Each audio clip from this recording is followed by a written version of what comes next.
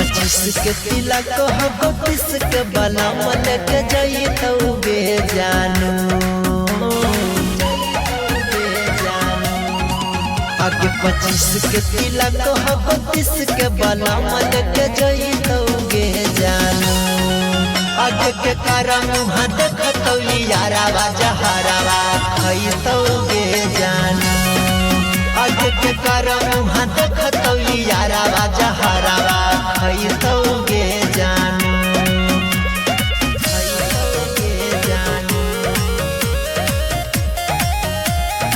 Music by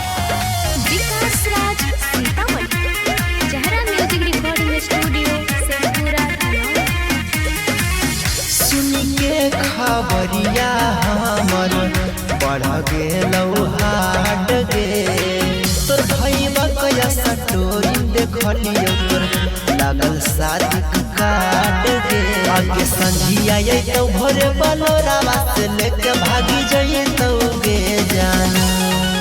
आगे के करम हाथ खतौली यारावा जहरावा खई तौगे जानू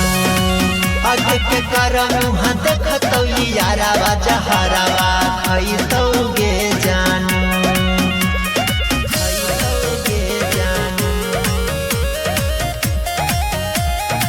म्यूजिक बाय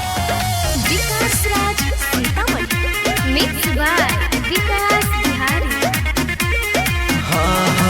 भाई भतीजा लगा के खैल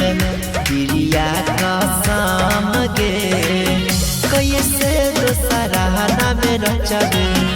हरदी शाम गे आगे विकास बिहारी के कैसे भुला के रह जाई तौगे जानू आगे के करम हाथ खतौली यारावा जहरावा खई तौगे जानू आगे के करम हाथ खतौली यारावा जहरावा खई तौगे जानू।